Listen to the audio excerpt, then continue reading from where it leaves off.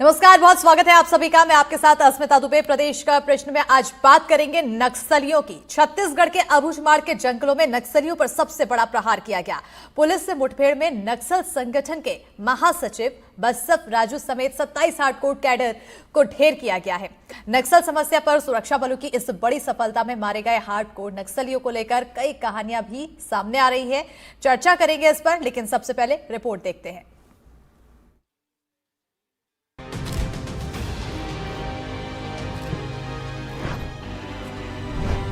छत्तीसगढ़ के अबूझमाड़ के जंगलों में 21 मई को हुई मुठभेड़ में मारे गए नक्सल चीफ बसव राजू की कहानी अब चर्चा में है। देश के सबसे घातक बगावती संगठन का मुखिया नंबल्ला केशव राव उर्फ बसव राजू कौन था, कैसे संगठन में जुड़ा, संगठन में आम कैडर से चीफ बनने तक की उसकी यात्रा की कहानियां पढ़ी, देखी और सुनी जा रही हैं। इसी मुठभेड़ में मारी गई बस्तर के एक आदिवासी लड़की मड़को उर्फ सरिता की भी कहानी सुनिए। नक्सलियों के खिलाफ अबूझमाड़ के जंगलों में हुई सबसे बड़े ऑपरेशन के बाद अब मारे गए नक्सलियों के 100 ले जाने का सिलसिला जारी है और जो उनके परिजन हैं वो लगातार नारायणपुर मुख्यालय पहुंचने लगे हैं। हमने कुछ एक कहानी बताई थी कि कैसे तेलंगाना का एक परिवार आया था और उस परिवार के जो एक बेटे को जो है वो नक्सल संगठन में जुड़ गए थे। उनकी एक कहानी थी कि पढ़ाई करने के लिए निकले, पीजी करने के लिए, और उसके बाद संगठन से कब जुड़ गए परिवार वालों को इसकी जानकारी नहीं थी, लेकिन 2016-17 से वो संगठन में जुड़े हुए थे। अब छत्तीसगढ़ के ही जो नक्सल जो छत्तीसगढ़ के ही रहने वाले जो वो मारे गए उनके भी परिजन पहुंचने लगे हैं। एक ऐसे ही परिजन पहुंचे हैं ओरछा से, जो नारायणपुर के ही ओरछा के रहने वाले हैं। उनके परिवार से भी एक सदस्य जो है वो मारे गए हैं। क्या नाम है वो जानते हैं। क्या किसको लेने आए हम आप? नाम मनको के सरिता, मनको घर का नाम मनको और पार्टी का नाम सरिता। घर का नाम मनको था और पार्टी का नाम सरिता था। हाँ, आप उनकी क्या लगती हैं? मैं मामा की बेटी आई हूँ। आप उनके मामा की बेटी हैं। कैसे सरिता कौन से गांव के रहने वाले हैं ओरछा के, और कैसे चले? मरका बेड़ा गांव के रहने वाले। आप भी वहीं रहते हैं? नहीं, बटुमपारा ओरछा में रहते हैं। अच्छा, सरिता कैसे जुड़ गई थी संगठन में, कुछ जानकारी है? वो तो धमकी दे नीला मने। कौन धमकी दिया था? अंदर वाले? ओ, क्या बोले थे? तो ये बेटी के नहीं दे जाल तो ये नीरा गाँव के चांद और जा खेती करो नहीं दूँ, जमीन नहीं दूँ बोला। तब उन बेटी सुन लिया और माँ बाप रो मैं जाएंगे बोल। उन्होंने कहा कि अगर एक बेटी को हमारे संगठन में नहीं दोगे तो आपको गांव में नहीं। कितने बच्चे थे उनके? अच्छा, सरिता के पिताजी का क्या नाम है? माता पिताजी का? हड़मो। क्या बोले, उनके कितने बच्चे हैं? 6 बच्चे थे। एक भाई 5 बहन। 30 साल की उम्र में मडको की मौत भले ही मुठभेड़ में पुलिस की गोली से हुई हो, लेकिन उसके स्वतंत्र जीने के अधिकार और सपनों की बेरहम हत्या 2 साल पहले ही नक्सलियों ने कर दी थी। अब इसी मुठभेड़ में मारी गई बस्तर की एक और आदिवासी लड़की की कहानी भी जान लीजिए। नाम जुगो उर्फ जमुना पोडियाम, उम्र 25 साल, पद PLGA कंपनी 7 की सदस्य, इनाम 8 लाख रुपए। क्या बोल रही? 7 साल हो गई थी बोल के बता रही। 7 साल से गए थे। कैसे चली गई थी? बाड़ा मत बात से गाइन जो पूछो कि तो केला ಕಲ್ತಚ್ಚ ಮತ್ತೋಡ್ ಗುಡಾನೋಡ್ ಬೆ ಮರ್ತ ಬೇಕಿ ದೊರಕು ಪತ ಸಲೆ ಮಯ್ಯೋ। मतलब इनका कहना है कि गांव में जो मंगनी होता नहीं सर, तो जबरानी लोग छोटी उम्र में करा रहे थे, शायद गुस्से के मारे में बिना बताए भग गई, ऐसा बता रहे हैं। फिर उसके बाद संगठन में चली गई। कब, कितने उम्र की थी वो?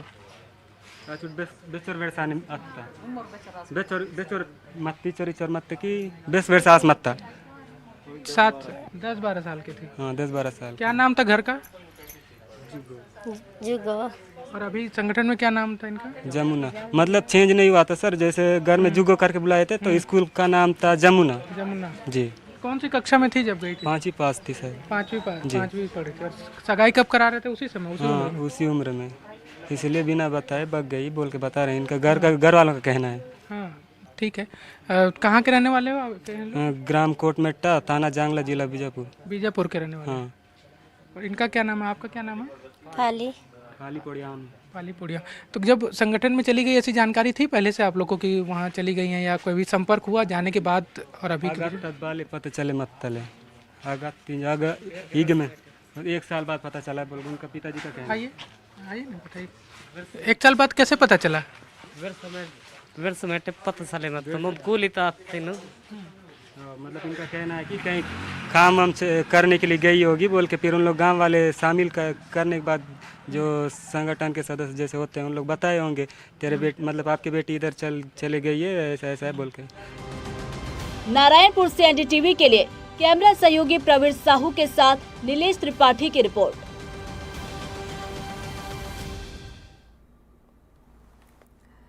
तो परिवार का एक सदस्य नक्सली गतिविधियों का हिस्सा बन जाता है। परिवार जो बाकी को अपने छोड़ के गया अपने पीछे, वो रो रहा है, बिलख रहा है, इंतजार में कि शायद कभी वापस आए। लेकिन सवाल इस पर यही है कि आखिर नक्सलियों की ये कैसी क्रांति है। इसी पर चर्चा के लिए हमारे साथ खास पैनल जुड़ चुका है। MP Nathaniel retired IGP CRPF से हमारे साथ जुड़ चुके हैं। सर बहुत स्वागत है आपका। डॉक्टर रविंद्र उपाध्याय जी हमारे साथ जुड़ चुके हैं, जो कि नक्सल मामलों के जानकार हैं। रघुवीर सिंह मीणा हमारे साथ जुड़ चुके हैं, रिटायर्ड आईपीएस हैं। सर बहुत स्वागत है आपका। और हमारे सहयोगी जुल्फिकार अली भी जुड़ चुके हैं। आप सभी का बहुत बहुत स्वागत है। सबसे पहले जुल्फिकार जी मैं आपकी की ओर आऊंगी, क्योंकि जिस तरह से ताजा हालात हैं फिलहाल प्रदेश में नक्सलियों को लेकर मुठभेड़ लगातार जारी है, एक के बाद एक एक्शन हो रहा है, डेडलाइन तय है और डेडलाइन के बीच नक्सली खौफ में है। फिलहाल ताजा स्थिति क्या है और महिलाओं के नक्सलियों में जुड़ने के आंकड़े भी काफी खतरनाक है। बिल्कुल ताजा स्थिति की अगर बात की जाए तो जिस तरीके से केंद्रीय गृह मंत्री अमित शाह ने दावा किया था कि बस्तर ही नहीं पूरे देश से माओवाद को मार्च 2026 तक खत्म कर देना है, उसी कड़ी में देखें तो एंटी नक्सल ऑपरेशन लगातार छत्तीसगढ़ के बस्तर के अंदरूनी इलाकों में 2024 की शुरुआत से ही चल रही है। या ये कहें कि छत्तीसगढ़ में जब से भारतीय जनता पार्टी की सरकार आई और उसके बाद से लगातार एंटी नक्सल ऑपरेशन हो रहे हैं और बड़े बड़े एनकाउंटर हुए जिसमें माओवादियों को बहुत बड़ा नुकसान हुआ। और हाल में ही 21 तारीख को जो एनकाउंटर हुआ जिसमें बसव राजू मारा गया और उस के बाद ये कहा जा रहा है कि नक्सलियों की जो कमर है वो पूरी तरीके से टूट चुकी है। हालांकि बसव राजू के मारे जाने के पहले कर्रुगुट्टा में जो एनकाउंटर हुए जिसमें 31 माओवादी मारे गए, उस दौरान से लगातार अगर हम देखें तो माओवादियों की तरफ से लगातार पत्र भेजे जा रहे हैं और पत्र में शांति वार्ता की बात भी कही गई थी और पत्र में जानकारी भी अलग अलग तरीके की, आज भी जो पत्र जारी हुआ उसमें भी उन्होंने 21 तारीख की घटना का जिक्र किया।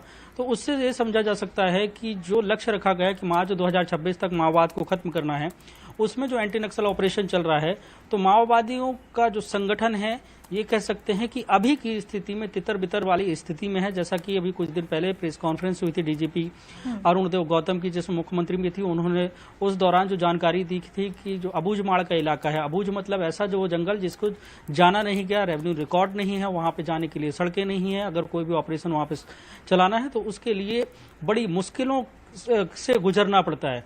उस इलाके के जो लगभग 5000 स्क्वायर किलोमीटर का था, उधर करीब अब 1200 स्क्वायर किलोमीटर का क्षेत्र में जो सुरक्षा में लगे हुए जवान हैं उनके कैंप वहां पे स्थापित कर दिए गए हैं और अभी 3800 स्क्वायर किलोमीटर का क्षेत्र बाकी है जिसे बहुत जल्दी ही उन इलाकों में कैंप स्थापित कर दिए जाएंगे। और लगातार अंदर जो कैंप स्थापित हो रहे हैं उसका नतीजा ये है कि माओवादियों की जो कमर है वो पूरी तरीके से लगभग टूटती हुई नजर आ रही है। और अब पहली बार माओवाद के इतिहास में जो बसव राजू की को मारा गया है, हमारे सुरक्षा बलों के जवानों को जो बड़ी सफलता मिली है। और हालांकि जो सुरक्षा बल कह रहे थे कि 27 माओवादी उस एनकाउंटर में मारे गए, लेकिन जो पत्र माओवादियों ने दिया उसमें 28 माओवादी मारे गए हैं।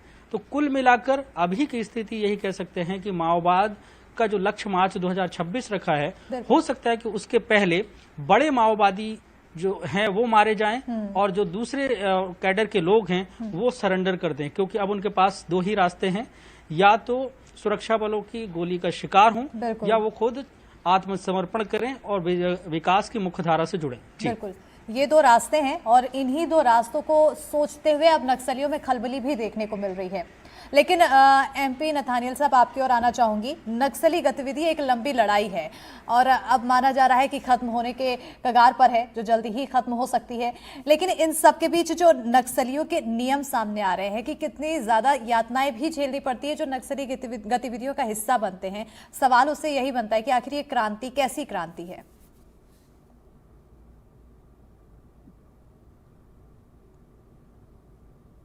नथानियल साहब।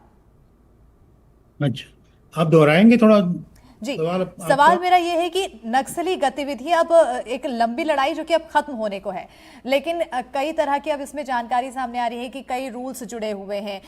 महिलाओं की इसमें 60% भागीदारी होती है, नसबंदी कराई जाती है, परिवार बसाने का इन्हें हक नहीं होता है। इन तमाम रूल्स को सुनने के बाद लग रहा है कि आखिर ये कैसी क्रांति? अभी ये है कि पहले तो इनकी जो तादाद थी महिलाओं की वो करीबन 35-40% थी। अब जो है वो बढ़ के तकरीबन 70% माना जा रहा है। लेकिन यह है कि यही महिलाएं जो हैं यही दूसरों को प्रोत्साहित करते हैं सरेंडर करने के लिए, क्योंकि हर महिला चाहती है कि वो अपने पति के साथ या किसी से भी शादी करके एक सेटल्ड लाइफ जिए वो, क्योंकि इनको मकान भी दिया जा रहा है, सरेंडर करने पे मकान दिया जा रहा है, नौकरी दी जा रही है और भी कई सुविधाएं दी जा रही हैं। तो इस वजह से यही महिलाएं हैं जो कि दूसरे आदमियों को प्रोत्साहित करते हैं कि वो इनके साथ मिलके सरेंडर करें, और सरेंडर करने पे इनको बहुत बड़ा फायदा भी हो रहा है। अब यह है कि दो वहाँ पे खूंखार नक्सलाइट हैं जो कि हिडमा और देवाबार से हैं, ये दोनों अभी बचे हुए हैं। इन दोनों का अगर खात्मा हो जाता है फिर तो हम कह सकते हैं कि नक्सली का जो प्रॉब्लम है तकरीबन समाप्त हो ही गया है। लेकिन जब तक ये दोनों जो हैं जीवित हैं और इनके साथ कई और भी आदमी घूम रहे हैं तो इनको पकड़ना ज़्यादा ज़रूरी है। और जहाँ तक मेरा ख्याल है ये ब्लैक फॉरेस्ट ऑपरेशन के बाद ये तेलंगाना की तरफ भाग चुके हैं और तेलंगाना में भी वहाँ पर माओइस्ट एक्टिव हैं। उन्होंने कुछ ही दिन पहले 3 ग्रे हाउंड्स के कमांडोज को मार गिराया। तो इससे जो है साबित होता है जब कि ये सरेंडर करने के लिए बोलते हैं, टॉक्स के लिए बोलते हैं, सीज फायर के लिए बोलते हैं, तो उसके ऊपर गवर्नमेंट को ज़्यादा गौर नहीं करना चाहिए, क्योंकि इनका जो सीज फायर का जो अपील है या जो टॉक्स के लिए बोल रहे हैं, टॉक्स का तो कोई मतलब ही नहीं है, क्योंकि इन लोगों का जो आइडियोलॉजी है वो ये है कि गवर्नमेंट को ओवरथ्रो करना बाय आर्म्ड रिवॉल्यूशन, तो वो तो हो नहीं सकता। तो पीस टॉक्स का कहाँ मतलब है यहाँ पे। तो इसलिए जब तक इन दोनों को नहीं पकड़ा जाता, और इनके साथ एक दामोदर भी है तीसरा, ये तीनों बड़े खूंखार नक्सलवादी हैं, इनको पकड़ना जरूरी है। और इनके साथ जो अलग अलग छोटे छोटे गुट में फैल गए हैं खासकर उस तरफ तेलंगाना में, तो जरूरी है इनके पीछे लगा जाए। और जो एक बार ऑपरेशन स्टार्ट किया है इनके पीछे लगातार रहना चाहिए ताकि इनको भागने का ज़्यादा कहीं मौका न मिले। उससे जो है इनको पकड़ा जा सकता है और नक्सलवादी तकरीबन समाप्त हो सकता है। अब आप ये देखें पिछले जो एनकाउंटर हुए इस साल जनवरी 21 से लेकर 21 मई तक तकरीबन 178 मारे गए माओइस्ट, जिसमें 148 मारे गए हैं, जिसमें 70 महिलाएं हैं। तो इससे जाहिर होता है कि काफ़ी तादाद में महिलाएं इनमें शामिल हैं और इनको ज़बरदस्ती कईयों को ले जाया गया है।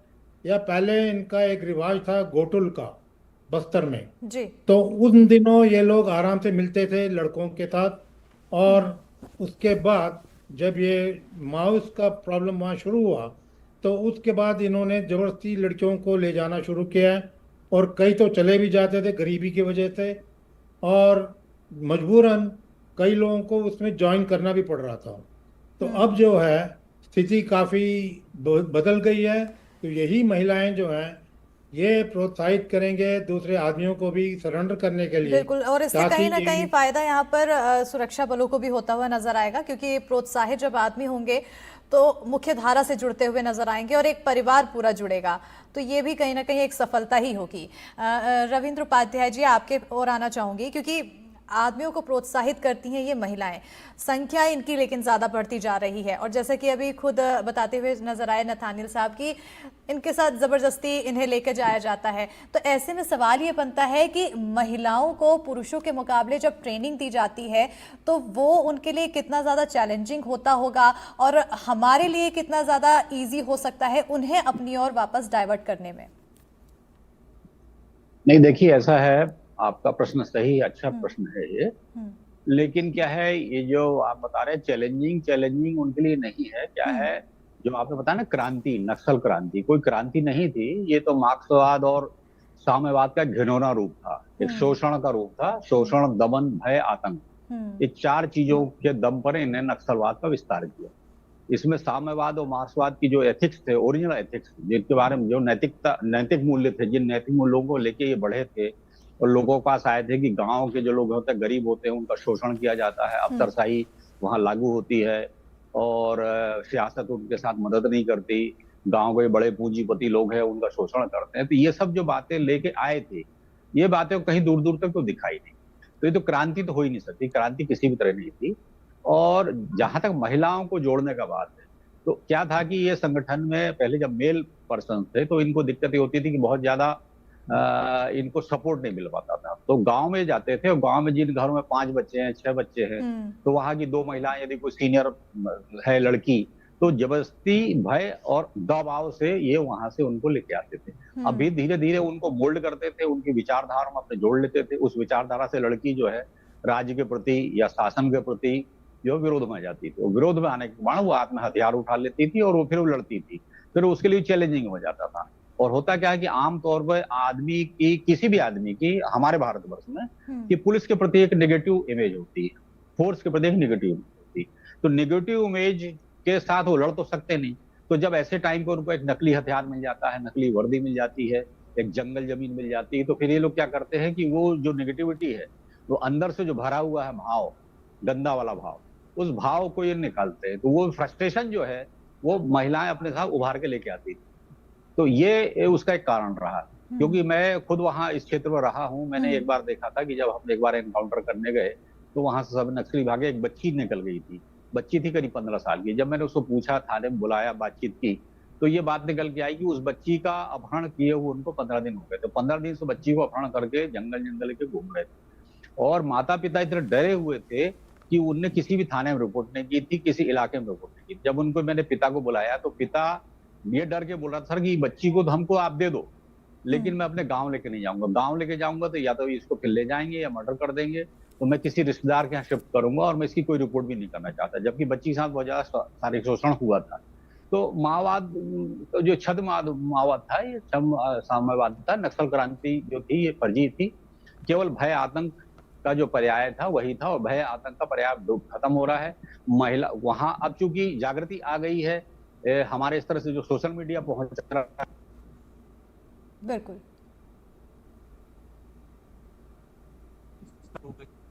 और वो अभी जानने लगी कि अब हमको इस संगठन से जोड़ना है, नहीं जोड़ना। अभी आपने जैसे अभी बताया, जुल्फिकार जी ने 2 लोग का इंटरव्यू अभी त्रिपाठी जी ने दिया, जो बताया कि 2 महिलाएं बेचारी, एक तो जो अपने घर में थी, उसको जबरदस्ती लगे कि घर में सबसे बड़ी मुखिया आपको एक बच्ची चाहिए, तो ले गए। एक बच्ची तो किसी मंगनी में गई थी और वहां से चली गई।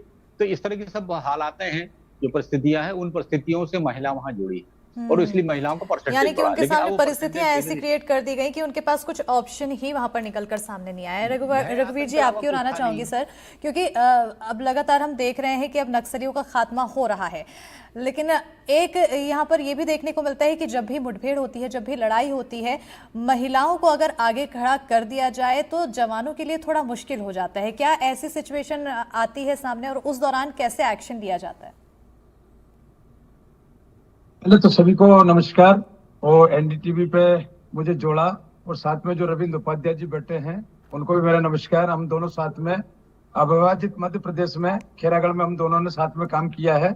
मैं वहाँ का एसडीओपी था, मेरी सर्विस की शुरुआत ही एक तरह से, और दोनों ने हम लोगों ने काफी उस एरिया में काम किया है और गाँव के लोगों के बीच में हम जाते भी थे, तो बहुत सारी चीजें देखने को मिलती थी। उस समय बहुत ही पीक पे था ये नक्सल समस्या।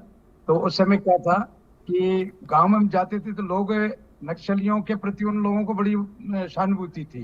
वो बोलते थे कि शोषण के खिलाफ लड़ रहे हैं, गवर्नमेंट के शोषण के खिलाफ, जो आज धीरे धीरे परिस्थिति बदलती जा रही है। जैसा रविंद्र उपाध्याय जी बताते जा रहे हैं, बता रहे थे, मैं ध्यान से सुन रहा था।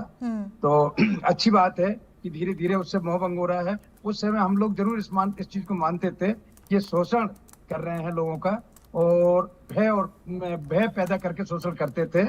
और गांव में इनका इतना आतंक रहता था कि नक्सलियों के खिलाफ कोई बोलता नहीं था, बिल्कुल भी। हम प्रयास करते थे, बहुत प्रयास करते थे, हम दोनों साथ में बेहद प्रयास करते थे, पर हमें कोई भी एक भी मुखबिर वहां नहीं मिल पाता था, बहुत मुश्किल काम हो जाता था, क्योंकि गांव में हम बहुत जाते थे और महिलाओं का रहा, उनको एक ड्रेस का एक अट्रैक्शन रहता था उस समय, और उनके प्रमोशन का न जाने क्या क्या उनके सिस्टम बने हुए थे।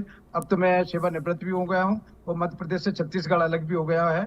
उस समय 1.5 साल खेरागढ़ में हम लोगों ने काफी काम किया वहाँ, तो ये पाया जाता था कि अट्रैक्शन बहुत था, और धीरे धीरे जो ये एनकाउंटर और गवर्नमेंट जो इसके लिए बहुत सजग होगी, इनकी कमर तोड़ने में लगी है, ये बहुत ही अच्छे वो है। और जो एनकाउंटर हुआ इसमें पुलिस की बड़ी सफलता के लिए पुलिस को भी बहुत बहुत बधाई। और मैं कहना चाहूंगा कि इसमें अब धीरे धीरे ये सोशल मीडिया इनके माध्यम से जागृत किया जाए और महिलाओं को जागृत किया जाए। संख्या बढ़ती जा रही है, मुझे मालूम चला कि 57% ये संख्या हो गई, ये चिंताजनक है। और लगता है कि ये सब भय के कारण हो रहा है, कोई स्वेच्छा से उस बिल्कुल बिल्कुल। नथानियल साहब आपकी ओर आना चाहूंगी, क्योंकि यही सवाल मेरा आपसे भी होगा।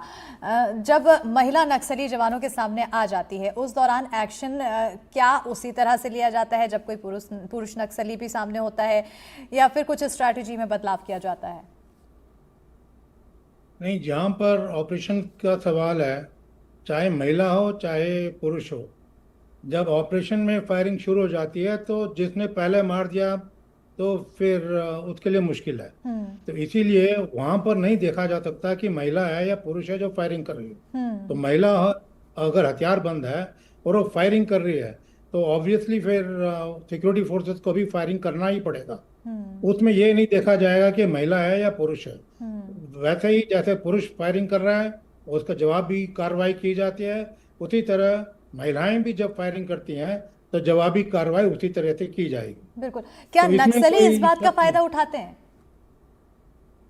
वो बेशक अपने तरह से सोचें कि उसका फायदा होता है, लेकिन एक बार फायरिंग शुरू हो गई है तो उसमें ये नहीं देखा जा सकता। अब आप देखिए, जो बसवराज था इसके साथ 12 तो महिलाएं थी जो उसके रिंग में थी, सिक्योरिटी रिंग में। तो अब बसवराज तक पहुंचने के लिए पहले इन 26 लोगों को तो खत्म करना पड़ेगा, और उसमें महिलाएं शामिल है। अगर हम ये सोचते कि महिलाएं इसीलिए फायरिंग ना करें फिर तो प्रॉब्लम हो जाता, बसवराज तक पहुंच भी ना पाते फिर, और उल्टा हमारे भी कैजुअलिटी होने के चांसेस हैं। तो इसीलिए एक बार ऑपरेशन शुरू हो गया है तो उसमें ये नहीं देखना चाहिए और ना देखा जाता है कि पुरुष है या महिला है। और फायरिंग कार्रवाई जो होती है तो जवाबी कार्रवाई वैसे ही करनी पड़ती है जैसे पुरुष जब फायरिंग करता है उसी तरीके से। बिल्कुल। तो कहीं ना कहीं उस दौरान जो सिचुएशन होती है, सिचुएशन के अकॉर्डिंग ही एक्शन लिया जाता है। हालांकि नक्सली जरूर इसका फायदा उठाने की कोशिश करते हैं, लेकिन वो नाकाफी साबित हो जाता है। जुल्फिकार, आपकी ओर आना चाहूंगी, क्योंकि अब बदलाव की बयार बहने लगी है। एक के बाद एक जिस तरह से नक्सली संगठन खत्म हो रहे हैं, कम हो रहे हैं, वैसे वैसे अब विकास भी बढ़ता चला जा रहा है। लोगों का भरोसा भी सुरक्षा बलों पर, सरकार पर, प्रशासन पर बढ़ रहा है। अब हालात कैसे हैं यहाँ पर इसको लेकर? बस्तर के अंदरूनी इलाकों में हालात की बात की जाए तो पहले की जब परिस्थितियां थी, जब बस्तर के अंदरूनी इलाकों में माओवाद का जब प्रवेश हो रहा था तो उस दौरान जो माओवादी संगठन के जो लीडर यहाँ पे पहुंचे थे वो ये बोलते थे कि जल और जंगल और जमीन की लड़ाई है और आदिवासी शोषित हैं, उनके शोषण के खिलाफ उनको एकजुट होना है। तो उस पूरे कैडर को उन्होंने धीरे धीरे वहां पे तैयार किया। वहां के जो लड़के थे उनको अपने कैडर में भर्ती किया, लड़कियां थी उनको कैडर में भर्ती किया। और भर्ती होने की एक सबसे बड़ी वजह ये थी कि उस समय पे अंदरूनी इलाकों में वो जो देखते आ रहे थे कि फॉरेस्ट गार्ड है, पुलिस है, और पुलिस का किस तरीके से रुतबा होता है और उसके लिए बड़ी मेहनत, तो उस कैडर में ये लोग शामिल होते थे और उसके बहकावे में आ जाते थे कि ये उनकी खुद की लड़ाई है। और यही वजह है कि लड़कियां भी उस कैडर में शामिल होती थी और उनका कई अलग अलग जगहों पर लड़ाकों के तौर पर उपयोग तो होता था। उसके साथ साथ जो उनकी एक मंडली तैयार होती थी, जिससे ये कहें कि क्रांति गीत वगैरह गाने के लिए नाट्य मंडली जैसे तैयार करे, ताकि जो लड़के लड़ाके हैं माओवाद के, उनके मन में एक कट्टर भाव पैदा किए जाएं जल जंगल और जमीन की लड़ाई को कहकर। तब की परिस्थितियों में लगातार बढ़ता रहा, लेकिन बीते दिनों जिस तरीके से एंटी नक्सल ऑपरेशन अंदरूनी इलाकों में चले और बड़ी संख्या में माओवादी मारे गए, इसी साल अगर देखा जाए तो जितने माओवादी मारे गए हैं उसमें 40% से ज्यादा महिलाएं मारी गई हैं। मतलब ये साफ है कि माओवादियों के संगठन में महिलाओं की जो प्रतिनिधित्व है वो लगभग बराबर की स्थिति में है, क्योंकि 40% महिलाओं का कहीं ना कहीं यहाँ पर लगभग बराबर की स्थिति देखने को मिल रही है। जुल्फिकार। रविंद्र जी, आपकी ओर आना चाहूंगी क्योंकि अब काफी ज्यादा परिवर्तन हो चुका है। सवाल यहाँ पर यह भी बनता है कि बसव राजू का खात्मा हो गया है। बसव राजू के बाद अब कौन आगे बढ़ेगा, कौन कमान संभालेगा, ये भी एक बड़ा सवाल बनता है। और इसके अलावा अब महिलाओं की भूमिका में क्या बदलाव कुछ किया जाएगा, क्योंकि ये भी पता चल रहा है कि आंकड़े महिलाओं के बढ़ रहे हैं। नहीं, ऐसा नहीं है। देखिए, अभी हम इस भ्रम में ना रहें कि नक्सलवाद खत्म होने की कगार पे आ गया। अगर ये ऐसा हम सोच रहे हैं तो ये भ्रम है। ये भ्रम इसलिए है कि क्या है, हम अभी जो भी लड़ रहे हैं नक्सलवाद के एक विंग से लड़ रहे हैं, वो है मिलिट्री विंग।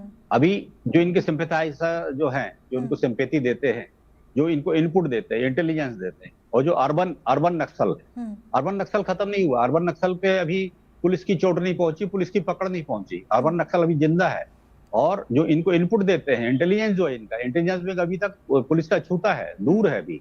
और इसी तरह जो महिलाएं इसमें आ रही हैं तो अब मुझे लगता है कि अब महिलाओं का प्रतिशत कम होगा, क्योंकि जिस तरह से पहले जो महिलाएं होती थी, सुजाता वगैरह होती थी, बहुत प्रभावशाली लीडर थी, उन लोगों का सबका खात्मा हुआ है। तो अब मुझे लगता है कि ये जो महिलाएं हैं उनके प्रतिशत तो गिरेगा, लेकिन अभी हमको इस बात को नहीं सोचना चाहिए कि नक्सलवाद में एकदम गिरावट आ गई। अभी नक्सलवाद में अभी गिरावट आई है, ऐसा हमें पूरा मान के नहीं चलना चाहिए। हालांकि प्रयास तमाम किए जा रहे हैं। इनका मिलिट्री विंग को ही टच किया, मिलिट्री विंग को हम हतोत्साहित कर रहे हैं, लेकिन इनका जो वास्तव में जो अर्बन नक्सल है, जो जहां से थिंक टैंकर है, वो लोग अभी हमारे पकड़ में नहीं है। एक आदमी केवल बसवराजू के मरने से ही सब कुछ नहीं हो जाएगा। बसवराजू पकड़ बिल्कुल, कहीं ना कहीं सिर्फ एक आदमी के मरने से हर एक गतिविधियां हैं वो शांत नहीं हो जाएगी और हर एक नक्सली है वो खत्म नहीं हो जाएगा। बहरहाल, आप सभी मेहमान हमारे साथ जुड़े, बहुत बहुत शुक्रिया। समय की थोड़ा कमी है और जिस तरह से अब नक्सलियों के खिलाफ एक्शन लिया जा रहा है, तमाम प्रयास अपनाए जा रहे हैं, ये आने वाले समय में और क्या कुछ नजर आएगा इसके बाद ये इस पर भी नजर बनी रहेगी। और साथ ही साथ एक अहम चीज बताई गई, अर्बन नक्सल, उसको लेकर क्या कुछ एक्शन होगा, इस पर भी नजर बनी रहेगी। बहरहाल, इस खास कार्यक्रम में इतना ही।